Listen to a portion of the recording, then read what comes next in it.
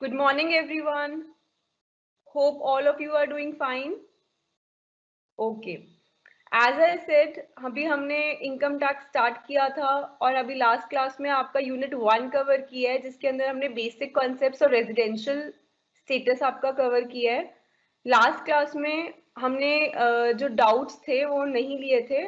इस क्लास में, क्योंकि हम लास्ट क्लास हमारी लंबी खिंच गई थी, कॉन्सेप्ट्स ही बहुत ज़्यादा थे हमारे, तो इस क्लास में आपको अगर कोई भी लास्ट क्लास का डाउट हो तो एंड ऑफ द क्लास आप पूछिएगा।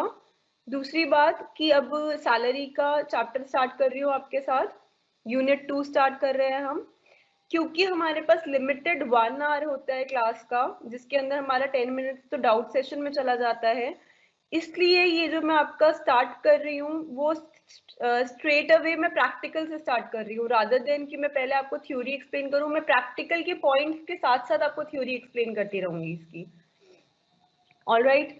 एंड अदर थिंग इज, मैंने आपको लास्ट क्लास में भी रिकमेंड किया था, आपको डॉक्टर गिरीश आहूजा की टैक्स की बुक लेनी है, और आपको पुरानी बुक नहीं लेनी है। आपको जो बुक लेनी है वो आपको असेसमेंट ईयर 2020-21 की ही लेनी है, क्योंकि इनकम टैक्स में हर साल चेंजेस आते हैं। चलिए बच्चे स्टार्ट करते हैं। देखिए बच्चे, क्या होता है कि इनकम टैक्स में बेसिकली क्या होता है, हमारे को इनकम टैक्स कैलकुलेट करना होता है। और ये काम जो हम करते हैं इनकम टैक्स कैलकुलेट, वो क्यों करते हैं? क्योंकि हमारे को इनकम टैक्स कैलकुलेट करके अपनी इनकम टैक्स रिटर्न फाइल करके इनकम टैक्स जमा कराना पड़ता है गवर्नमेंट के पास। जो भी हमने इनकम कमाई उस पर गवर्नमेंट टैक्स लगाती है। हम अपनी इनकम कैलकुलेट करते हैं पूरे साल में, प्रीवियस ईयर में हमने कितना पैसा कमाया, और उस पैसे पे हम टैक्स भरते हैं असेसमेंट ईयर में। अब बच्चे, हम पैसा तो बहुत सारे सोर्सेस से कमा सकते हैं। हम सैलरी से भी पैसा कमा सकते हैं, जैसे मैं आपको पिछली क्लास में बता रही थी। हम बिजनेस करके भी पैसा कमा सकते हैं। हम घोड़ों की रेस पे पैसा लगा के वहां से भी पैसा कमा सकते हैं। लॉटरी से भी पैसा कमा सकते हैं। किसी पुराने पुश्तैनी घर को बेच के कैपिटल गेन के थ्रू भी हम पैसा कमा सकते हैं। और बच्चे, हम मल्टीपल सोर्सेस जो होते हैं, में हमने सारे सोर्सेस को 5 पार्ट्स में डिवाइड करा है। वो मैंने 5 हेड्स आपके साथ डिस्कस करे थे लास्ट क्लास में, उनके थ्रू हम अर्न करते हैं। अब बच्चे, मैंने आपको बताया था मोस्टली आप लोगों में से सब जॉब करना चाहते हो कि मोस्टली, तो अगर आप लोग जॉब करना चाहते हैं तो फ्यूचर में आपको सैलरी मिलेगी।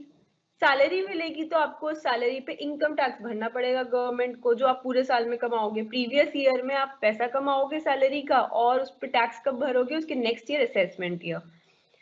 अब if we talk about salary, तो बच्चे आप सैलरी को कैलकुलेट कैसे करते हैं? सैलरी में पार्ट्स क्या क्या होते हैं? एक बात तो हमें बिल्कुल बेसिक से समझ आती है, एम्प्लॉयर होता है और एक एम्प्लॉई होता है।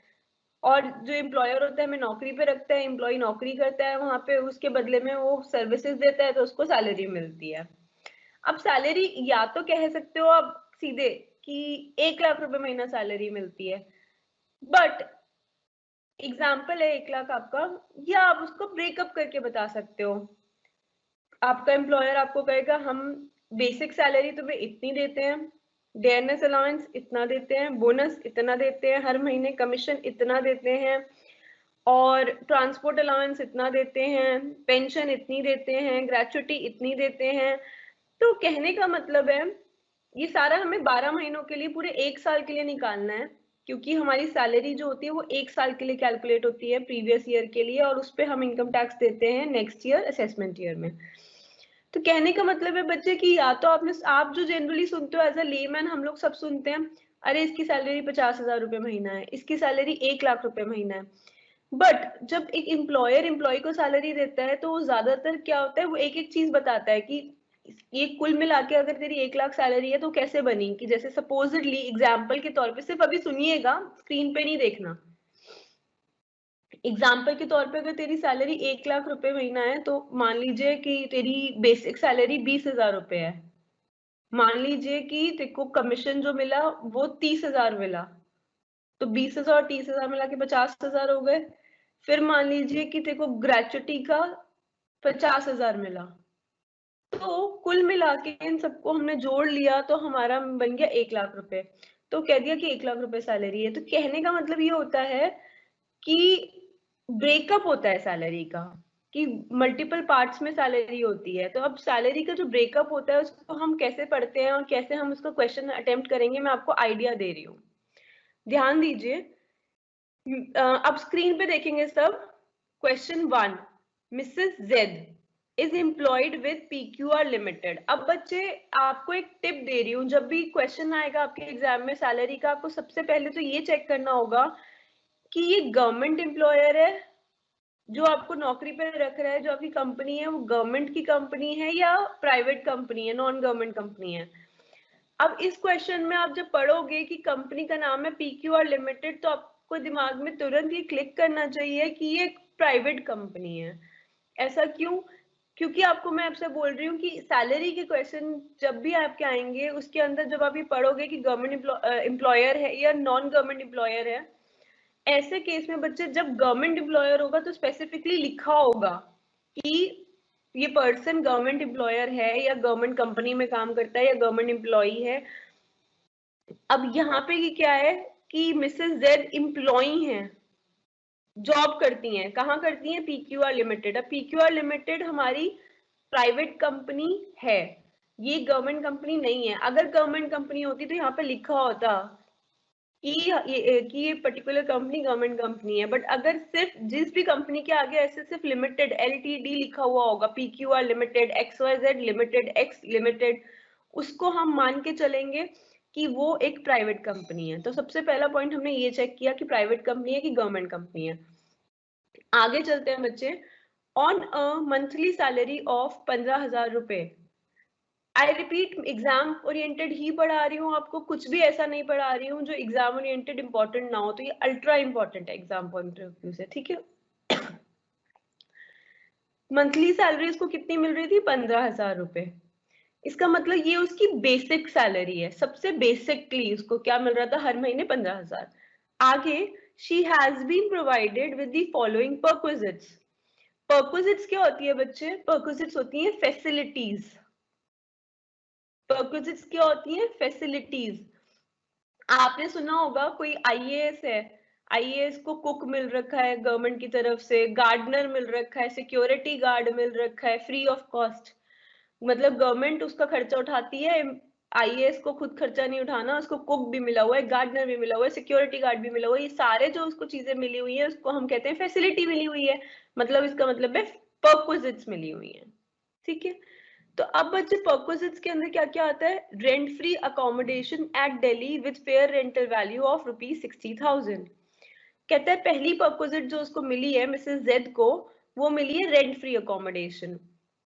रेंट फ्री अकोमोडेशन का मतलब है रेंट फ्री, मतलब रेंट नहीं लगता। किस चीज का? अकोमोडेशन का। अकोमोडेशन मतलब रहने की जगह का, मतलब कि फ्री में घर दिया है एम्प्लॉयर ने। जो PQR लिमिटेड कंपनी है उसने फ्री में रहने के लिए मिसेस जेड को घर दे रखा है।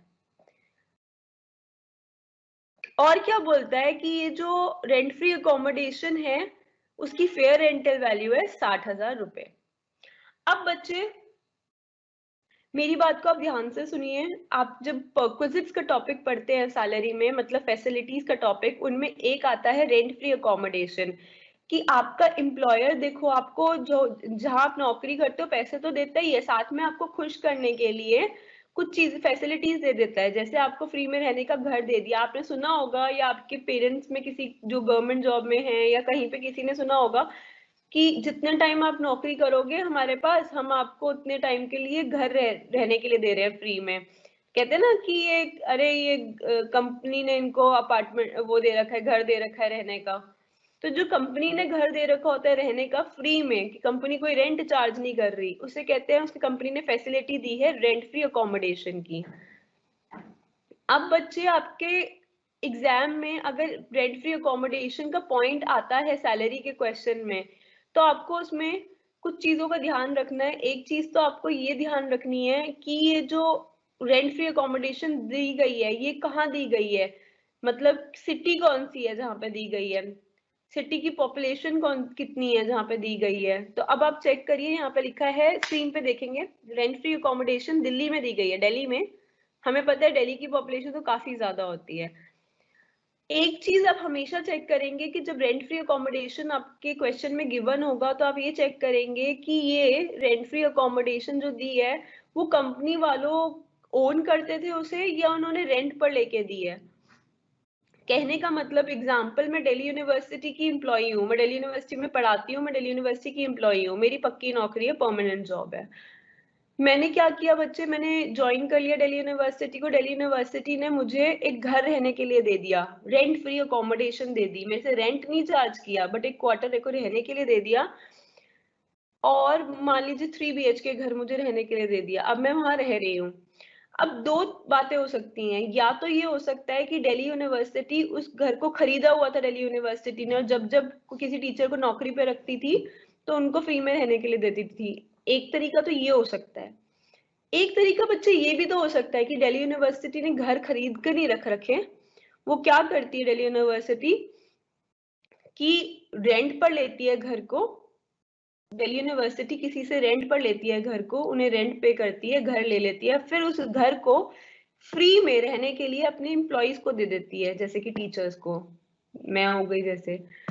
तो ऐसे केस में हम कह सकते हैं कि जो हमारा एम्प्लॉयर होता है वो दो तरीके से ले सकता है प्रॉपर्टी को, या तो खरीद सकता है, सेकंड वेज कि वो रेंट पे ले सकता है, और आगे वो जब देगा तो फ्री ऑफ कॉस्ट दे देगा, अपने एम्प्लॉय को फ्री ऑफ कॉस्ट रहने के लिए दे देगा। इसे कहेंगे हम रेंट फ्री अकोमोडेशन। तो अब हमारे को हर बार क्वेश्चन में ये भी चेक करना होगा बच्चे कि जो रेंट फ्री अकोमोडेशन दिया गया उसका मालिक कौन था।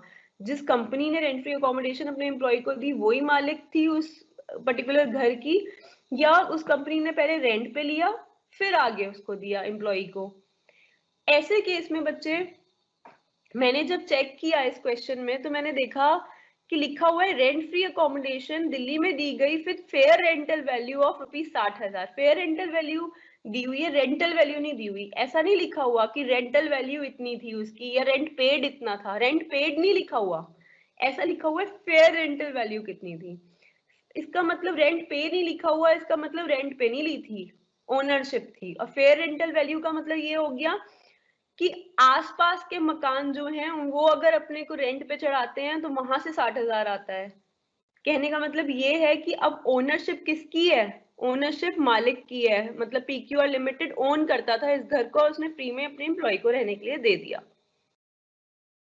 अब बच्चे जब रेंट फ्री अकोमोडेशन का पॉइंट आपके एग्जाम में आएगा उससे एसोसिएटेड अब हम थ्योरी पढ़ते हैं कि हम कैसे इसको सॉल्व करेंगे।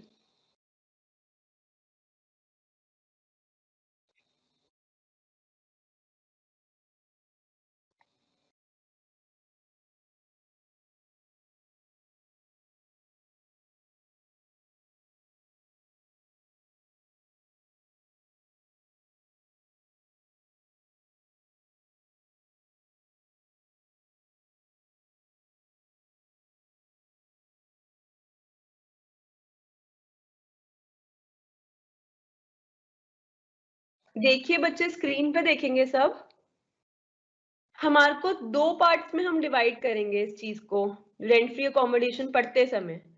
एक कि हम ये चेक करेंगे कि एम्प्लॉयर गवर्नमेंट एम्प्लॉयर है या दूसरा नॉन गवर्नमेंट एम्प्लॉयर है, इन दो भागों में डिवाइड करेंगे।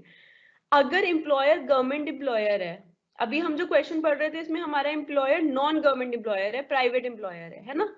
बट अगर हमारा जो एम्प्लॉयर है वो गवर्नमेंट एम्प्लॉयर है, अगर वो गवर्नमेंट एम्प्लॉयर होता तो क्या होता है उसका ट्रीटमेंट।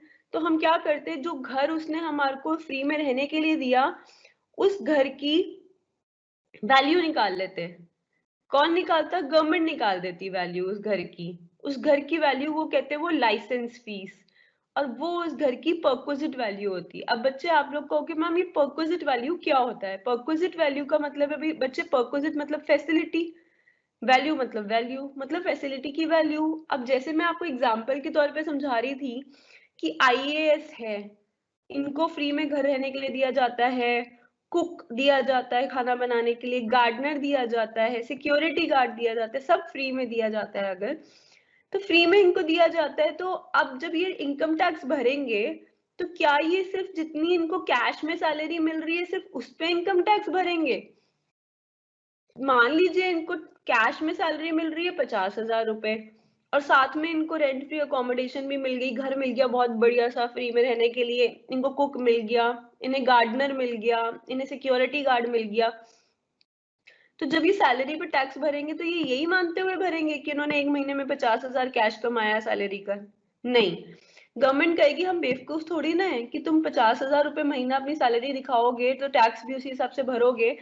तो गवर्नमेंट कहती है बट जो ये तुम्हें गार्डनर की फैसिलिटी मिली है, कुक की मिली है, सिक्योरिटी गार्ड की मिली है, फ्री में घर मिला है, फ्री ऑफ कॉस्ट तुम्हारे को दिया है तुम्हारे एम्प्लॉयर ने, बट दिया क्यों है? क्योंकि तुम उसकी नौकरी कर रहे हो, तो काइंड ऑफ ये भी तुम्हारी सैलरी ही है। गवर्नमेंट कहेगी इन पे भी टैक्स भरो, तो हम कहेंगे हम टैक्स कैसे भर दें इन पे, हमें क्या पता इसकी क्या वैल्यू है। तो गवर्नमेंट कहेगी इन सब की कोई की फैसिलिटी, ये सारी फैसिलिटीज है ना, इन फैसिलिटी की पैसों में वैल्यू निकाल लो। जब इन सब फैसिलिटीज की पैसों में वैल्यू निकाल लोगे उस पे भी टैक्स भरो, और जितना कैश मिला उस पे भी टैक्स भरो। कहने का मतलब मान लीजिए कोई आईएएस है, उसको 50,000 रुपए तो कैश में मिल रही है सैलरी, बाकी उसको बेनिफिट्स मिल रहे हैं ये गार्डनर के, कुक के, फ्री में घर। तो गवर्नमेंट कहेगी तुम्हारे को जब इनकम टैक्स भरना है तो तुम 50,000 रुपए महीने के हिसाब से नहीं भरोगे, ये जो फैसिलिटीज है इनकी कैश वैल्यू निकाल लो कि इन फैसिलिटी की वैल्यू कैश में कितनी है। अगर तुम पैसे खुद खर्च के रखते तो कितने तुम्हारे को कितने पैसों में तुम इस फैसिलिटी को बाय करते, वो वैल्यू निकाल लो। वो जो वैल्यू निकालोगे उसको जोड़ दो अपने कैश जितना मिला तुम्हारे को सैलरी के फॉर्म में, फिर जो कुल मिला के जितना पैसा आया उसको तुम्हारी परक्विजिट मतलब सॉरी ये टोटल सैलरी हो जाएगी तुम्हारी। और जितना तुम्हारी फैसिलिटीज की वैल्यू थी, मतलब cook, rent free accommodation, gardener, security guard, इन सब की तुम पैसों की वैल्यू निकाल लो, और वो जो होगी वैल्यू उसको कहेंगे हम फैसिलिटी की वैल्यू, मतलब परक्विजिट वैल्यू। तो बच्चे हमारे को जहां जहां फैसिलिटीज गिवन होंगी, परक्विजिट्स गिवन होंगी, वहां वहां हमारे को हर जगह परक्विजिट्स की वैल्यू निकालनी होगी। तो चलिए बच्चे यहाँ पे हम परक्विजिट की वैल्यू निकालते हैं। तो कह रहा है कि अगर एम्प्लॉयर जिसने नौकरी पे रखा है अगर वो गवर्नमेंट एम्प्लॉयर होगा और उसने रेंट फ्री अकोमोडेशन दे दी, तो ऐसे केस में उसने जो फ्री में रहने के लिए घर दिया है उसकी वैल्यू हम निकालेंगे। कौन निकालेगा? गवर्नमेंट निकालेगी उसकी वैल्यू, और उसको कहेंगे लाइसेंस फी। वो परक्विजिट वैल्यू होगी उस घर की, उस फैसिलिटी की वैल्यू होगी। अगर इतना ही वैल्यू होगी अगर घर अनफर्निश्ड है। अनफर्निश्ड मतलब अगर उसमें फर्नीचर नहीं लगा हुआ, एसी नहीं लगा हुआ, वॉशिंग मशीन नहीं लगी हुई। एसी वॉशिंग मशीन भी आपका किस में आ जाता है? फर्नीचर में ही आ जाता है, टेबल चेयर भी फर्नीचर में आ जाते हैं। बट अगर गवर्नमेंट ने ऐसा घर दिया जिस जो फर्निश्ड है, फर्निश्ड मतलब उसमें वॉशिंग मशीन, एसी और टेबल चेयर और बेड वगैरह सब कुछ है, तो कितनी वैल्यू होगी परक्विजिट वैल्यू ऐसे घर की? तो ऐसे घर की परक्विजिट वैल्यू तो होगी, एक तो वो लाइसेंस फीस जो गवर्नमेंट कैलकुलेट करेगी कि इस घर की कितनी वैल्यू होनी चाहिए, वो लाइसेंस फीस होगी, प्लस जितना ये फर्नीचर था ना, जितना भी टेबल चेयर और बेड और ये एसी वॉशिंग मशीन, इन सब की टोटल वैल्यू निकाल लेंगे कि मान लो एक चीज 1 लाख की, एक 10,000 की, एक 20,000 की, सबको जोड़ जाड़ के उनकी लाखों में जो वैल्यू निकली वो निकाल ली। उस वैल्यू का 10% निकालेंगे, और जो उस वैल्यू का 10% होगा वो हम ऐड कर देंगे बच्चे। तो हम कुल मिला के कहेंगे कि इतनी वैल्यू है उस फर्निश्ड घर की। अच्छा, बट बच्चे ये 10% हम तब निकालेंगे कॉस्ट ऑफ द फर्नीचर का अगर वो फर्नीचर गवर्नमेंट ओन करती है, तो गवर्नमेंट का अपना फर्नीचर है वो तो। बट मान लीजिए वो गवर्नमेंट का मकान तो अपना है, बट जो अंदर फर्नीचर लगा हुआ है ना, table chair AC washing machine, वो गवर्नमेंट ने किराए पे ले रखी है तुम्हारे को देने के लिए। तो अगर गवर्नमेंट ने वो सब किराए पर ले रखी है तो गवर्नमेंट ने कितना किराया भरा टेबल चेयर के लिए, फर्नीचर के लिए, उसको आप ऐड कर दोगे गवर्नमेंट की जो हाउस है उसकी जो फीस आई थी लाइसेंस फीस उस पे, और टोटल हो जाएगी perquisite value of rent free accommodation provided by government. बच्चे फिर से बोलती हूँ, अगर मेरे को कोई भी मकान गवर्नमेंट ने फ्री में रहने के लिए दिया है तो क्या होगा उसकी वैल्यू? उसकी वैल्यू हम ऐसे निकालेंगे कि गवर्नमेंट उस मकान की वैल्यू को निकाल देगी, कहेगी ये लाइसेंस फीस है। अगर उसमें कोई फर्नीचर नहीं लगा होगा घर में तो इतनी ही फीस परक्विजिट वैल्यू होगी उस घर की। बट अगर उस घर में फर्नीचर भी लगा होगा तो हम ये चेक करेंगे फर्नीचर गवर्नमेंट का अपना है या गवर्नमेंट ने उसे रेंट पे लिया है। अगर गवर्नमेंट ओन करती है उस फर्नीचर को तो उस फर्नीचर की टोटल कॉस्ट निकाल के उसका 10% ऐड कर देंगे उस अमाउंट में, जो लाइसेंस फीस आई थी घर पे, घर की वैल्यू जितनी आई थी उसमें ऐड कर देंगे लाइसेंस फीस में। और अगर रेंट पर था तो हम 10% ऐड नहीं करेंगे, रेंट जितना दिया गवर्नमेंट ने फर्नीचर का उसको ऐड कर देंगे लाइसेंस फीस घर की, कि घर की वैल्यू कितनी आई थी, परक्विजिट वैल्यू घर की, उसमें ऐड कर देंगे और फिर हमारा आ जाएगा perquisite value of rent free accommodation.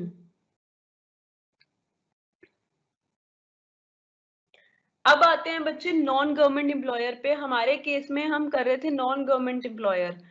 Non government employer बच्चे आप देख रहे थे ना हमारे क्वेश्चन में, मिसेस जेड क्या थी, वो पीक्यूआर लिमिटेड के साथ काम कर रही थी। पीक्यूआर लिमिटेड क्योंकि एक नॉन गवर्नमेंट कंपनी है तो नॉन गवर्नमेंट कंपनी में उनको रेंट फ्री अकोमोडेशन दिया गया था। तो अब हम देखते हैं उसमें ट्रीटमेंट क्या होगा।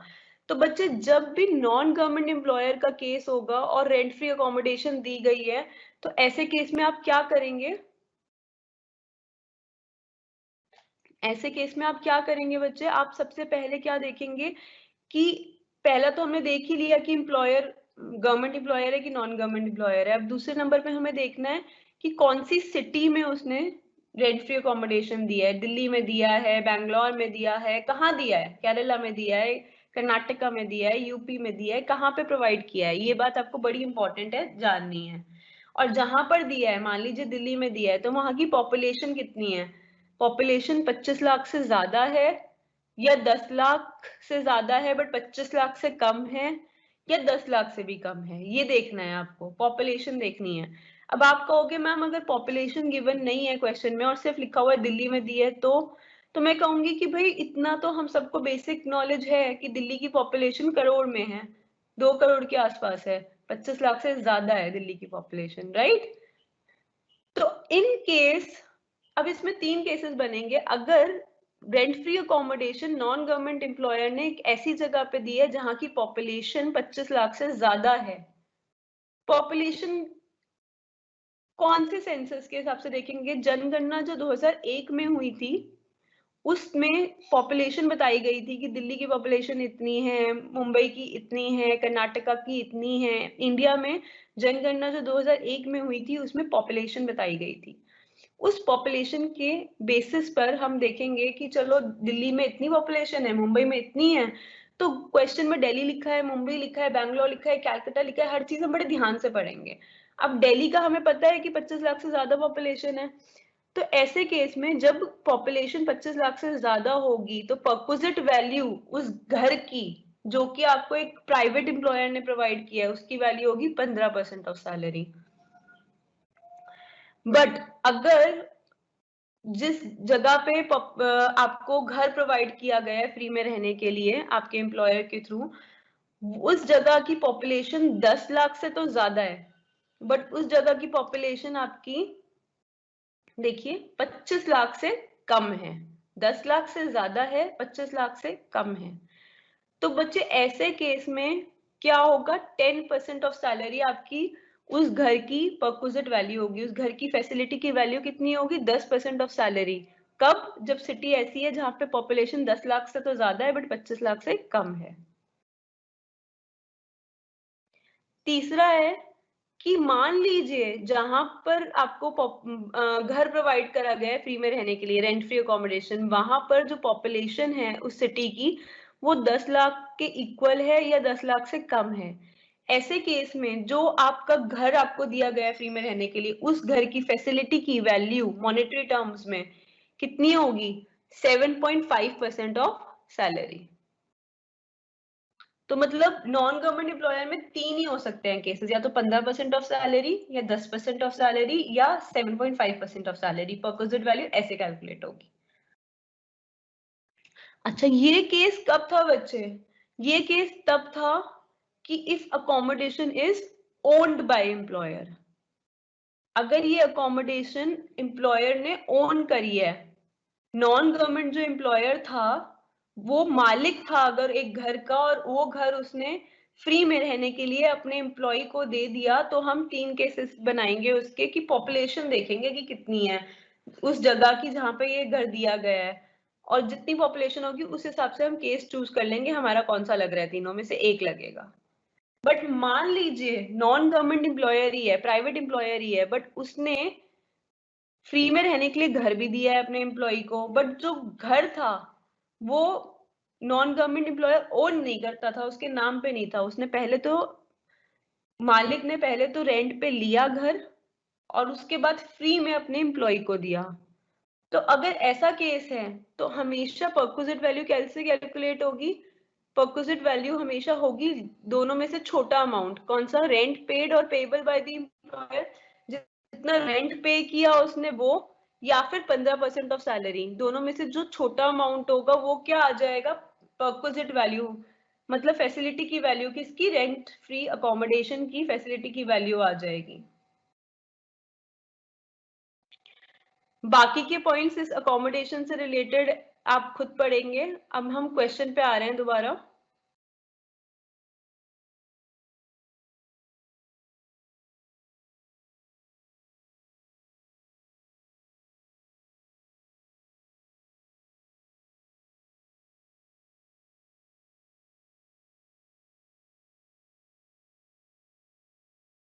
ओके, तो बच्चे फर्स्ट पॉइंट देखिए, आप लिखा हुआ है कि मिसेस जेड को रेंट फ्री अकोमोडेशन मिली।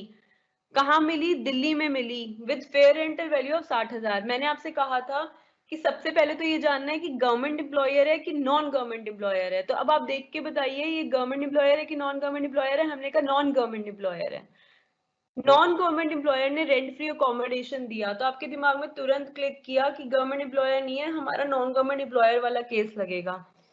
अब इसमें भी आगे दो केसेस होते हैं नॉन गवर्नमेंट एम्प्लॉयर में, कि नॉन गवर्नमेंट एम्प्लॉयर जिसको ओन करता है घर को, जिसको उसने फ्री में रहने के लिए दिया अपने एम्प्लॉय को, या उसने पहले रेंट पे लिया और फिर फ्री में रहने के लिए दिया अपने एम्प्लॉय को।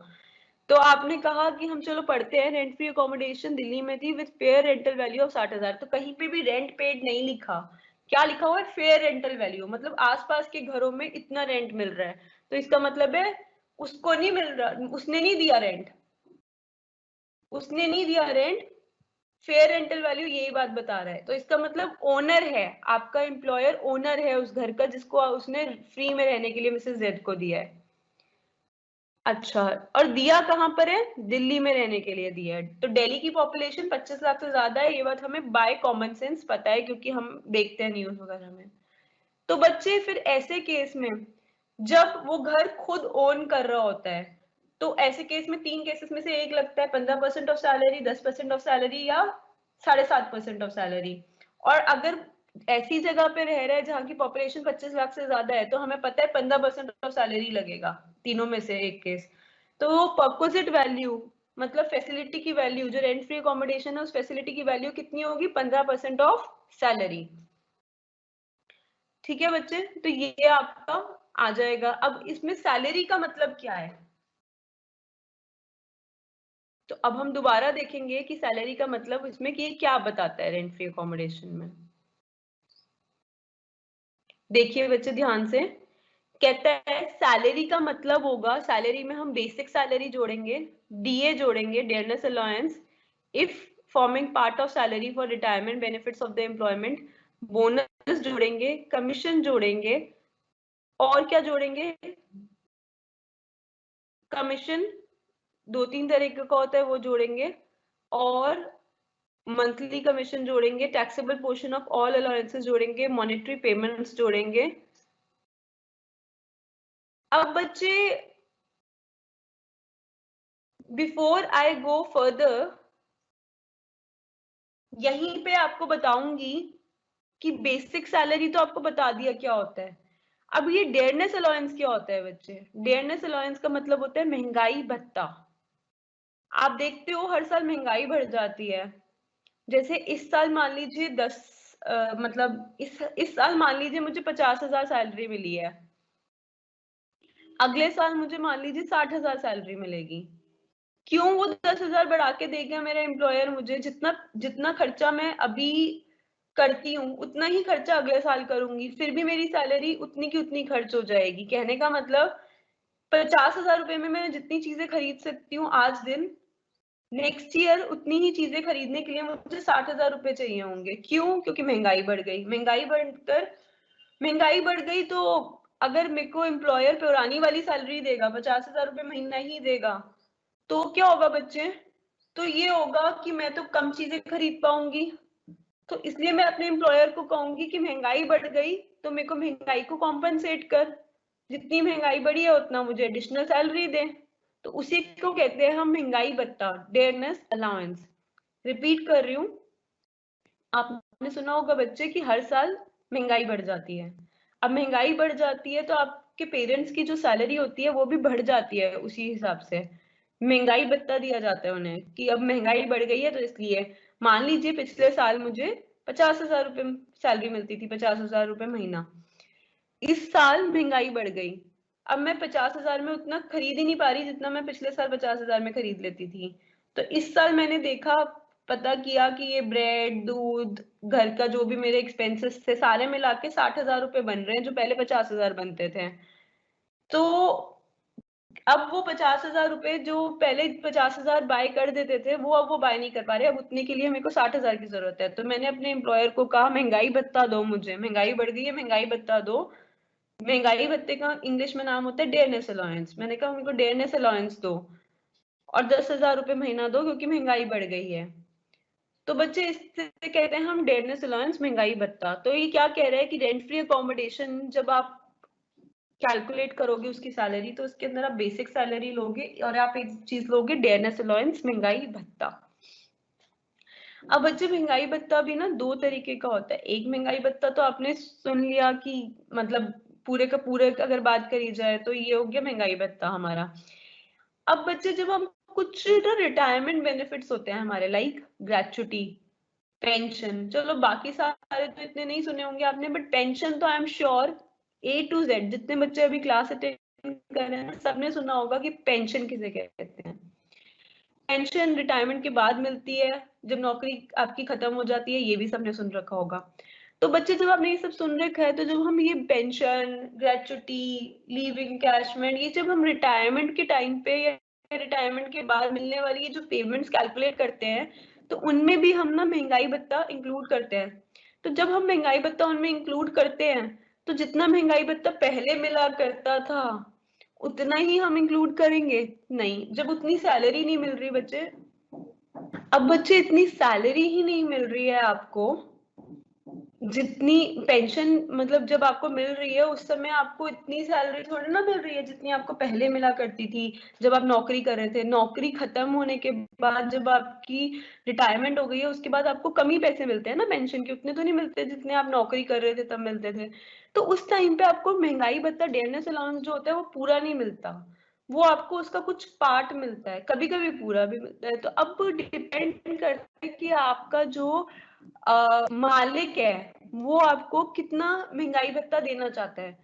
तो अब जब आपका क्वेश्चन आएगा, क्वेश्चन में ना हमेशा लिखा हुआ होगा कि महंगाई भत्ता, रिटायरमेंट बेनिफिट्स जो होते हैं ना पेंशन वगैरह, इन अंदर पार्ट बन रहा है या नहीं बन रहा, मतलब मिलेगा या नहीं मिलेगा, ये भी कोई जरूरी नहीं होता रिटायरमेंट के बाद। तो रिटायरमेंट के बाद मिलेगा या नहीं मिलेगा, रिटायरमेंट बेनिफिट्स का पार्ट बनेगा नहीं बनेगा महंगाई भत्ता, ये आपके क्वेश्चन में लिखा होगा। और तो कितना बनेगा, मतलब 100 का 100% बनेगा या कुछ 40% बनेगा, 30% बनेगा।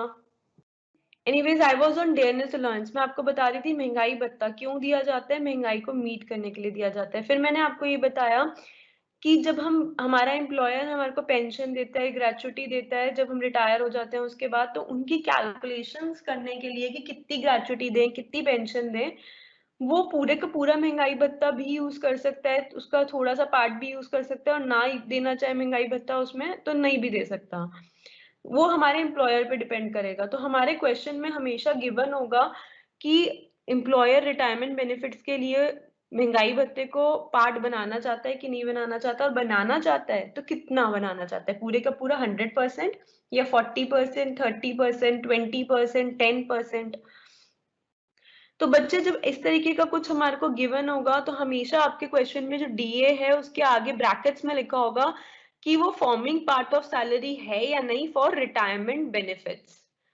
इन केस वो फॉर्मिंग पार्ट ऑफ सैलरी है फॉर रिटायरमेंट बेनिफिट्स, तो इसका मतलब है कि वो पेंशन की कैलकुलेशन, ग्रेचुटी की कैलकुलेशन, लीव एनकैशमेंट, जो भी रिटायरमेंट के बाद मिलने वाली चीजें हैं उनकी कैलकुलेशन जो होगी कि आपको कितना पैसा मिलना है उनका, उसके लिए वो डीए इंक्लूड होगा।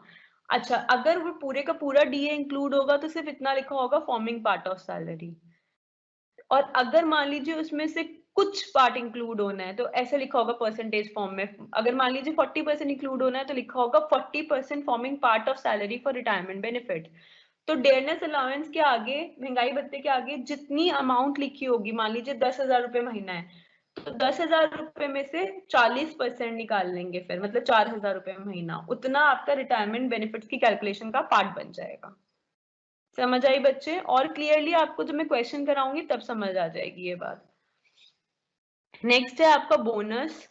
बोनस आपने सुना होगा ना, दिवाली बोनस या बोनस मिला है, एम्प्लॉयर ने बोनस दिया है, तो वो जो बोनस होता है वो भी आएगा आपकी रेंट फ्री अकोमोडेशन की सैलरी की डेफिनेशन में।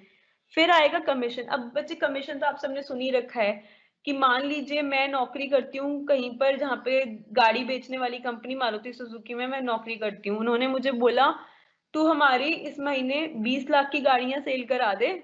20 लाख की गाड़ियां अगर तूने सेल करा दी तो जितनी तू सेल कराएगा उतने पे हम 5% तेरे को कमीशन देंगे। तो मतलब 20 लाख का 5% मेरा कमीशन हो गया। तो ये कहते हैं ऐसा कमीशन जो परसेंटेज ऑफ सेल्स वाला हो, सेल्स जितनी होंगी उसकी कुछ परसेंटेज तेरे को कमीशन मिलेगा, वो वाला कमीशन हम सैलरी फॉर आरएफए की डेफिनेशन में इंक्लूड करेंगे। बच्चे अगर कुछ बात आपके माइंड में आ रही हो कि ये अभी क्लियर नहीं हुआ तो डोंट वरी, जब हम प्रैक्टिकल पार्ट पे आएंगे तो बड़े अच्छे से क्लियर होगा, अभी तो हम थ्योरी समझ रहे हैं इसकी।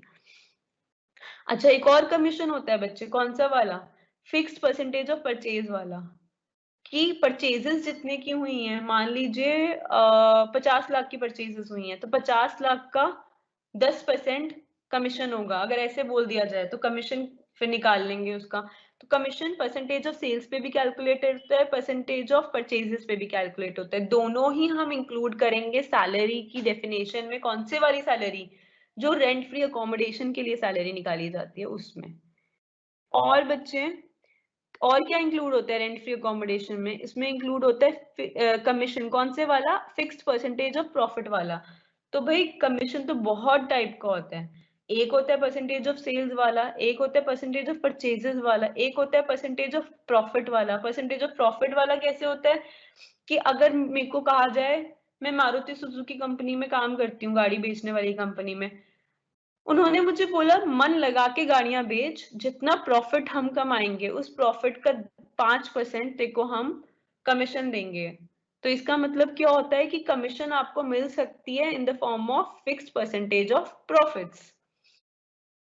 रेंट फ्री अकोमोडेशन के अंदर जब हम सैलरी लिखते हैं, मतलब 15% of salary, 7.5% of salary, 10% of salary, जब भी हम ये सैलरी लेते हैं तो सैलरी का मतलब हमारा क्या क्या होगा? बेसिक सैलरी हम जोड़ेंगे, महंगाई भत्ता जोड़ेंगे, उसमें डेयरनेस अलाउंस, कौन से वाला? जो forming part of salary for retirement benefit होगा। और क्या जोड़ेंगे बच्चे? कमीशन जोड़ेंगे। कौन से वाला कमीशन जोड़ेंगे? इसमें हम जोड़ेंगे कमीशन परसेंटेज ऑफ सेल्स वाला, परसेंटेज ऑफ प्रॉफिट्स वाला, परसेंटेज ऑफ परचेजेस वाला। एक और टाइप का कमीशन जोड़ेंगे, उसे कहते हैं मंथली कमीशन, जो मंथली मिलता रहेगा, जैसे कि 2,000 रुपए हर महीने मिलेगा, ऐसे वाला कमीशन भी हम जोड़ देंगे, उसमें सैलरी की डेफिनेशन में इंक्लूड होगा। और क्या जोड़ेंगे बच्चे? हम taxable portion of all allowances. Screen पे देखो H point, taxable portion of all allowances. अब ये अलाउंस क्या होती है मैम? आपके दिमाग में ये क्वेश्चन आएगा। तो बच्चे अलाउंस का मतलब होता है मॉनेटरी अलाउंस, पैसे के फॉर्म में दी हुई अलाउंस क्या होती है। अब देखिए बच्चे, मैंने आपसे कहा था कि जो हमारा मालिक होता है, जो हमें नौकरी पे रखता है एम्प्लॉयर, वो हमारे को एक तो कुछ कैश देता है, या तो वो सिर्फ कैश भी दे सकता है कि कैश सैलरी 50,000 रुपए महीना दे दी, या वो ऐसा भी कर सकता है बच्चे कि कुछ तो उसने कैश के फॉर्म में सैलरी दी, उसके अलावा साथ में उसने अलाउंसेस दे दी और परक्विजिट्स दे दी। परक्विजिट्स तो फैसिलिटीज हो गई, अब अलाउंसेस क्या है मैम? अब अलाउंसेस का मतलब एग्जांपल लेके समझाऊंगी आपको। जैसे चिल्ड्रन एजुकेशन अलाउंस दी जाती है, वो क्या होती है?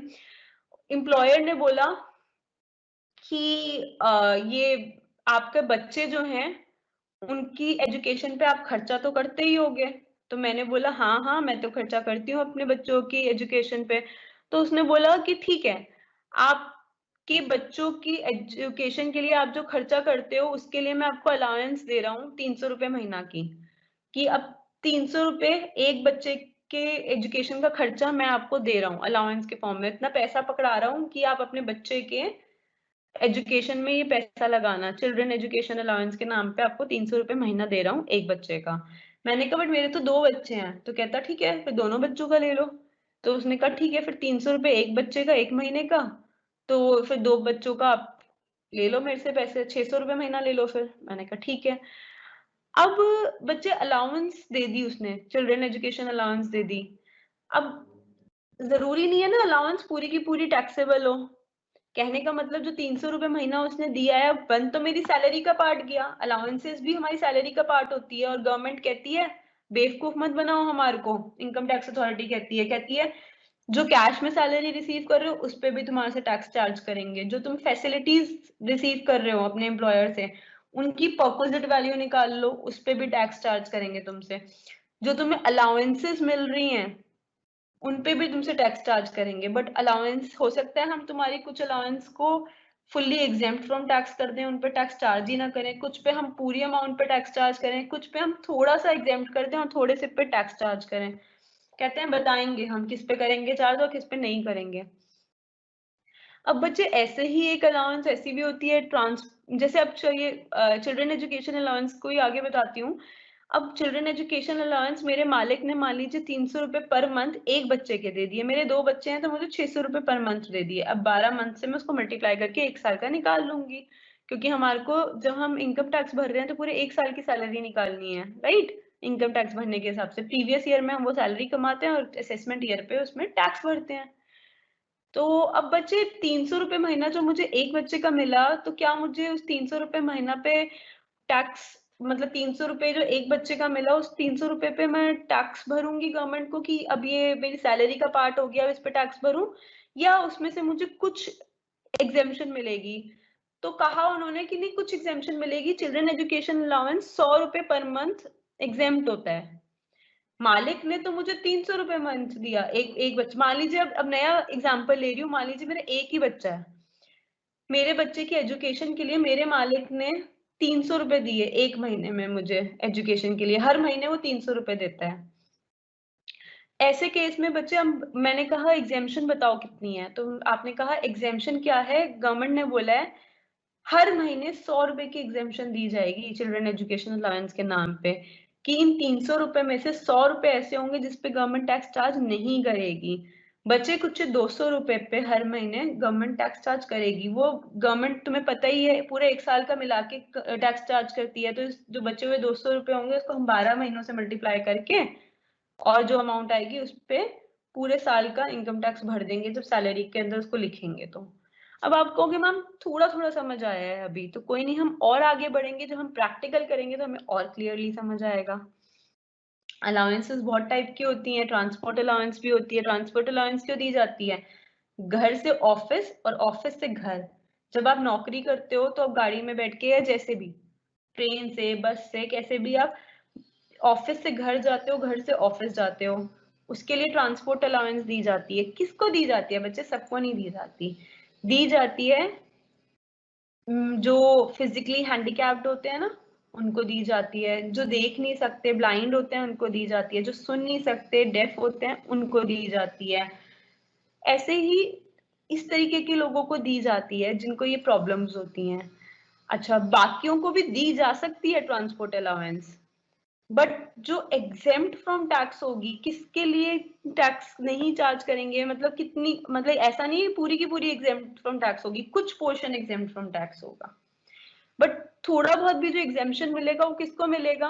सिर्फ और सिर्फ जिनको ये प्रॉब्लम्स हैं, फिजिकली हैंडीकैप्ड हैं, जो ऑर्थोपेडिकली हैंडीकैप्ड हैं, उनको मिलेंगी ये एग्जेम्पशंस। और बाकी लोगों को अगर ट्रांसपोर्ट अलाउंस दे दिया घर से ऑफिस और ऑफिस से घर जाने के लिए, अगर मालिक ने अपने एम्प्लॉय को पैसे दे पकड़ा दिए कि ये ले ट्रांसपोर्ट अलाउंस के पैसे 10,000 रुपए महीने ले ले, फॉर एग्जाम्पल 10,000 ले रही हूँ, 10,000 रुपये महीना ले ले, ऑफिस से घर आ जाइए, घर से ऑफिस आ जाइए, और मान लीजिए मैं हट्टी कट्टी हूँ, मैं सब कुछ ठीक हूँ, और मेरे को मेरे मालिक ने मेरे को ऐसे ट्रांसपोर्ट अलाउंस के 10,000 रुपये महीना दे दिया, तो गवर्नमेंट कहेगी इस 10,000 को ना चुपचाप से अपनी सैलरी के अंदर जोड़ के दिखाओ, और तुम्हारी सैलरी अब 10,000 से बढ़ गई है, तो अब तुम टैक्स भरो उस पर।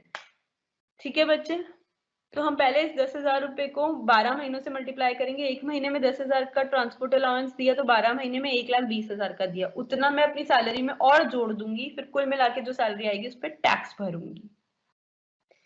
अगर भगवान ना करे मेरे को कोई प्रॉब्लम होती, मैं हैंडीकैप्ड होती, तो हैंडीकैप्ड होने के केस में गवर्नमेंट मुझे कहती कि तुम्हारे को जो ये ट्रांसपोर्ट अलाउंस का 10,000 रुपये महीना मिला है ना, उसको तुम 12 महीने से मल्टीप्लाई करो, कितना आ गया? मैंने कहा कि ठीक है इतना इतना आ गया, तो 1,20,000 आ गया। तो उन्होंने कहा उसमें से माइनस कर दो, एग्जाम्पशन बता रहे हैं इतनी अमाउंट एग्जाम्प्ट है हर महीने, उतनी माइनस कर दो, बच्चे कुचे पे तुम्हें टैक्स देना पड़ेगा। एग्जाम्पशन गवर्नमेंट इसलिए दे रही है क्योंकि गवर्नमेंट को लगता है कि नहीं भाई पूरे अमाउंट पे टैक्स नहीं चार्ज करना, वो फिजिकली हैंडीकैप्ड वगैरह को ट्रांसपोर्ट अलाउंस मिलना ही चाहिए। तो जो टैक्सेबल पोर्शन होगा अलाउंसेस का, जैसे चिल्ड्रन एजुकेशन अलाउंस, अगर मान लीजिए मेरे को 300 रुपये महीना मिली, बट 100 रुपये गवर्नमेंट एग्जेम्प्ट करती है चिल्ड्रन एजुकेशन अलाउंस का हर महीने, तो 200 रुपये टैक्सेबल है। तो जो टैक्सेबल वैल्यू होगी ना अलाउंसेस की, वो हम रेंट फ्री अकोमोडेशन की सैलरी की जो डेफिनेशन है उसमें इंक्लूड कर देंगे बच्चे। नेक्स्ट है आपका monetary payments which do not have nature of perquisite such as leave encashment। कह रहा है perquisites की जिनकी नेचर ना हो, देखो बच्चे ये खुद रेंट फ्री अकोमोडेशन क्या है? फैसिलिटी है, perquisite है। तो अब इसके लिए जब हम सैलरी रेंट फ्री अकोमोडेशन के लिए जब सैलरी की डेफिनेशन लिखेंगे, तो उसके अंदर हम और perquisites को इंक्लूड नहीं करेंगे और फैसिलिटीज को इंक्लूड नहीं करेंगे, बट ऐसी monetary payments which do not have the nature of perquisites, उनको हम इंक्लूड करेंगे। Monetary payments which do not have the nature of perquisites such as leave encashment, हम उनको इंक्लूड करेंगे।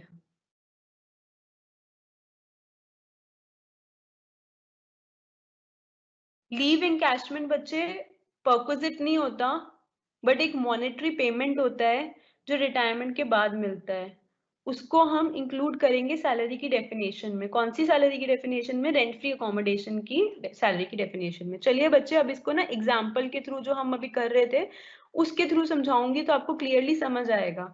अदरवाइज ये इतना टफ चैप्टर है, आपको लगेगा कि अरे हमें कैसे समझ आ रहा है, ये नहीं आ रहा है। देखिए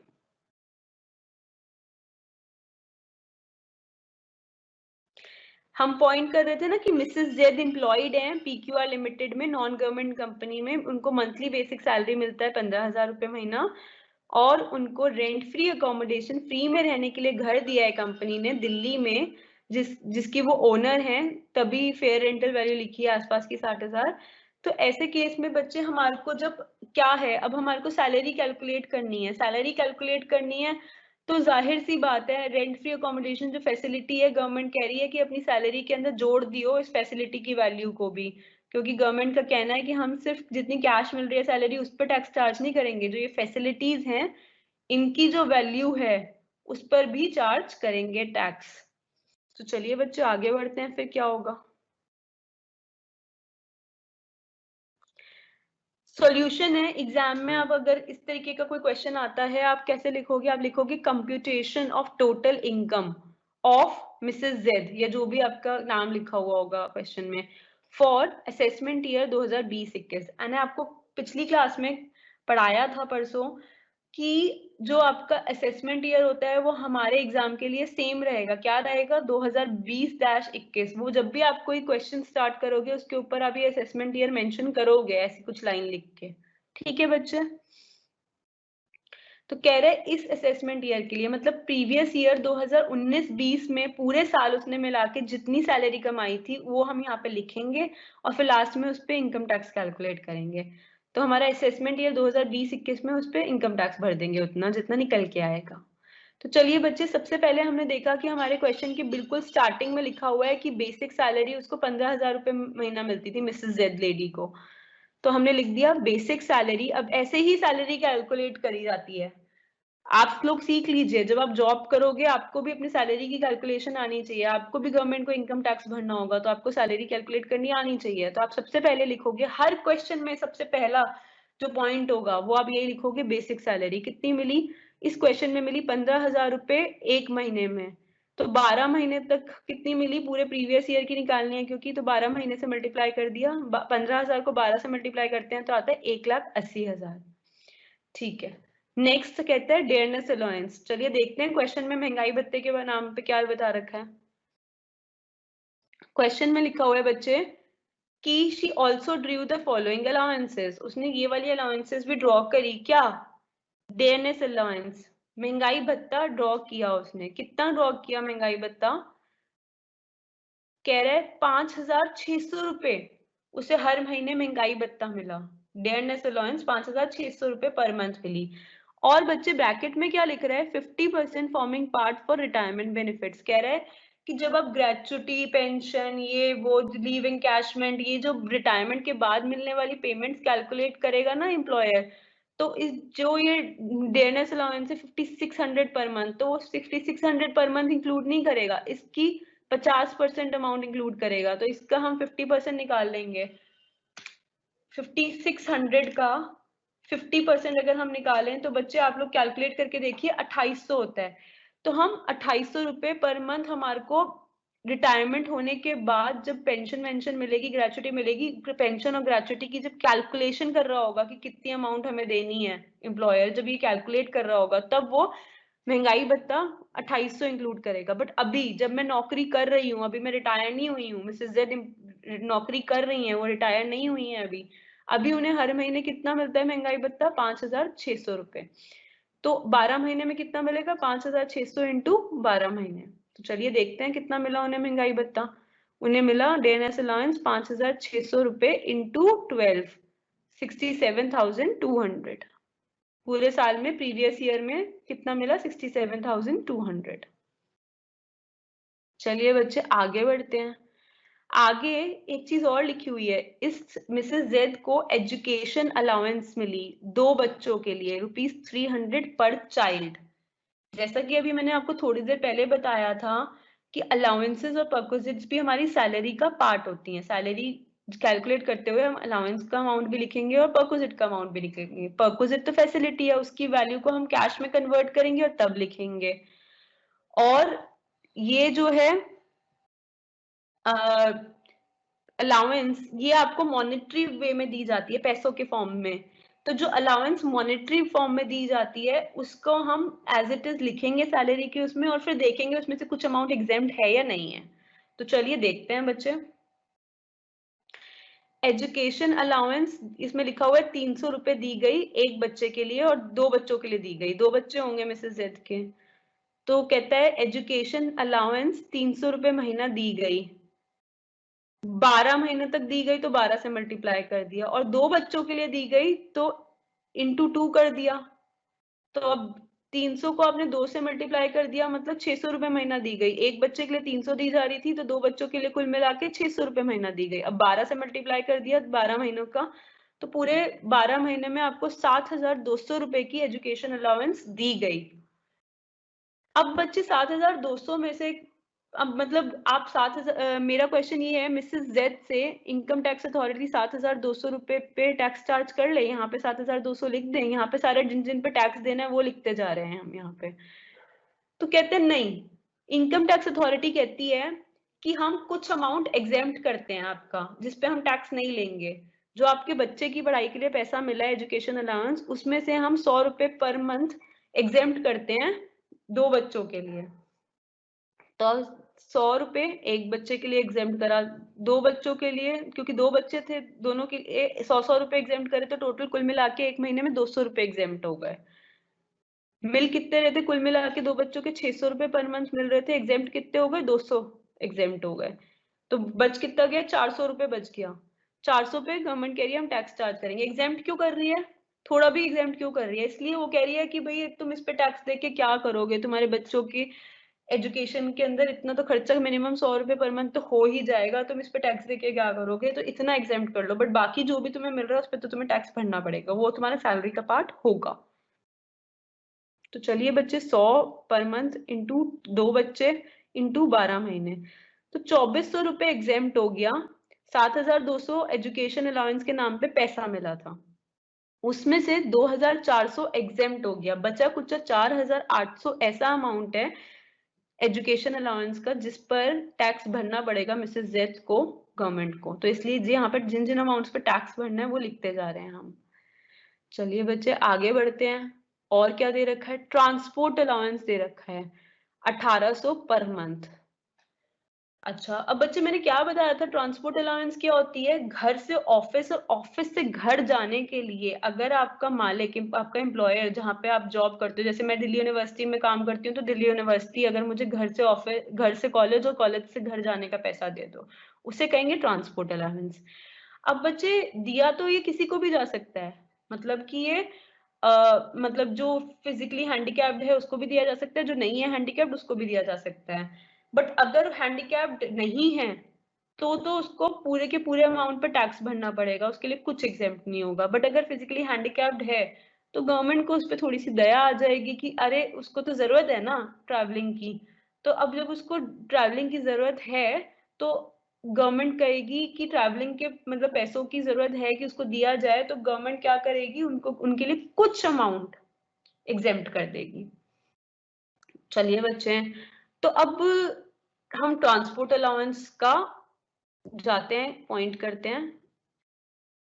ट्रांसपोर्ट अलाउंस, अब ये वाला केस क्या था, अब जो ये मिसेस जेड थी, कहीं पर भी लिखा है बच्चे कि ये मिसेस जेड जो थी वो हैंडीकैप थी, ब्लाइंड थी, डेफ थी, कहीं पे भी लिखा हुआ है?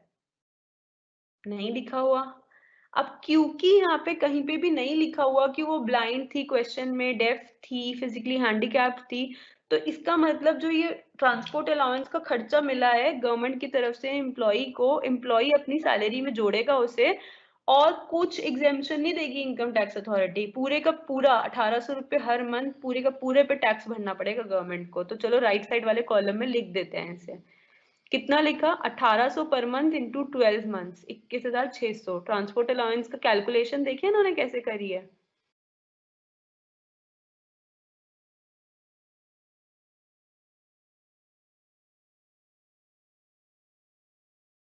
देखिए बच्चे क्या लिखता है, transport allowance fully taxable allowance, पूरी टैक्सेबल अलाउंस है। क्या कहता है आगे कि कुछ amount blind, def, dumb, orthopaedically के लिए कुछ अमाउंट एग्जेम्प्ट है, कितनी, 3200 रुपए पर मंथ।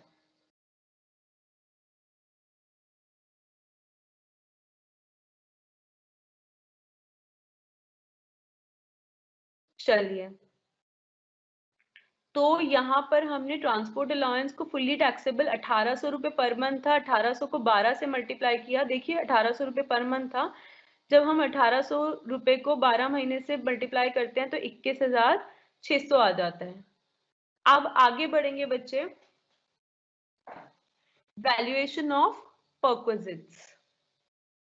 बच्चे हम आगे, इससे आगे का क्वेश्चन नेक्स्ट क्लास में डिस्कस करते हैं। अभी के लिए आप मेरे को डाउट्स लिखकर भेजना शुरू करो, कोई डाउट है आपके पिछली क्लास और आज की क्लास में, कोई भी डाउट है तो अपने मैसेज बॉक्स में लिखकर भेजिए बच्चे, क्योंकि इट्स ऑलरेडी 11:07, हमें को आपके डाउट्स ले लेने चाहिए।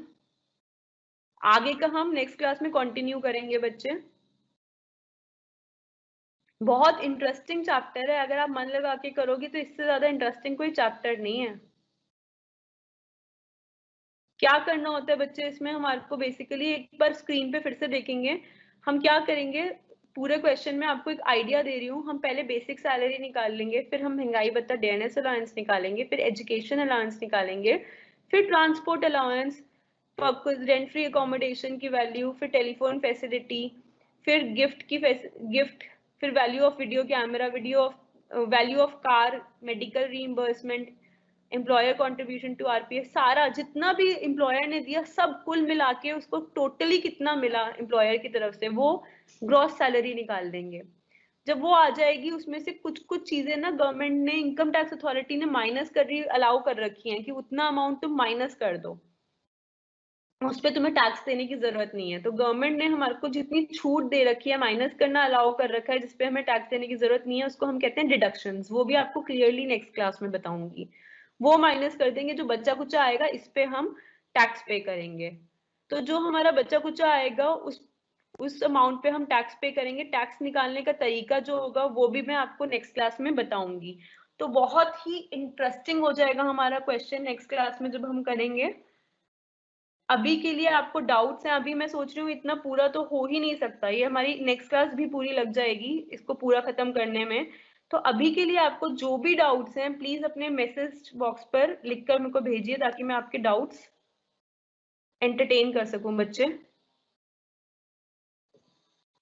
अच्छा, किसी के भी कोई डाउट्स नहीं आए हैं तो मैं बस एक बार आपको रिपीट कर देती हूँ। हमारी सैलरी का स्ट्रक्चर कैसा होता है, हमारे को पूरे साल की 1 अप्रैल 2019 से लेके 31 मार्च 2020 तक के बीच में मैंने जो भी पैसा कमाया सैलरी का, वो मैं यहाँ पे लिखूंगी, निकालूंगी, और उस सब पे मैं टैक्स भरूंगी उसके अगले साल असेसमेंट ईयर में। कौन से असेसमेंट ईयर में? 2020-21 में, मतलब 1 अप्रैल 2020 से लेके 31 मार्च 2022 के बीच में, सॉरी 21 के बीच में मैं टैक्स भरूंगी। 2019-20 में मैं पैसा कमाऊंगी, 1 अप्रैल 2019 से लेके 31 मार्च 2020 तक के बीच में मैं पैसा कमाऊंगी, और उस पर टैक्स कब भरूंगी? 2020-21 के अंदर, मतलब 1 अप्रैल 2020 से लेकर 31 मार्च 2021 के बीच में मैं टैक्स भरूंगी। अब जो भी पैसा मैंने कमाया सैलरी में, वो सीधे नहीं लिखा होगा कि तुमने 1 लाख रुपए महीना कमाया या इतना कमाया। वो कैसे लिखा होगा कि बेसिक सैलरी तुमने 15,000 रुपए पर मंथ कमाई। ये एग्जाम्पल है आपका, ये अमाउंट्स अलग अलग होंगी हर क्वेश्चन में। तो 12 महीने से मल्टीप्लाई करके हम बेसिक सैलरी लिख देंगे। ऐसी महंगाई भत्ता पर मंथ 5600 कमाया तो 12 महीने से मल्टीप्लाई करके इतना कमाया। एजुकेशन अलाउंस इतनी कमाई, उसमें से एग्जेम्प्ट कितना था, इतना सा पोर्शन एग्जेम्प्ट हो गया था, तो बचा हुआ टैक्सेबल अलाउंस इतना था। ट्रांसपोर्ट अलाउंस इतना फुल्ली टैक्सेबल था। ऐसे ही करके हम सारी फैसिलिटीज, हर चीज की वैल्यू यहाँ पे लिखकर हम कहेंगे कुल मिला के हमारे मालिक ने, एम्प्लॉयर ने इतनी हमारे को salary the.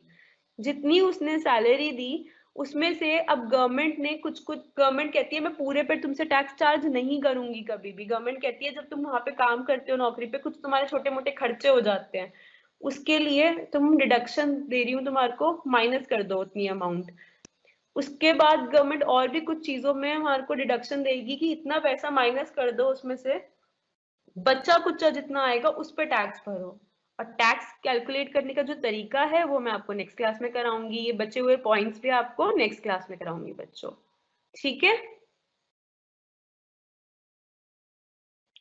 Okay, thank you class, thank you so much. Since there are no doubts, we are ending the class now. Thank you so much.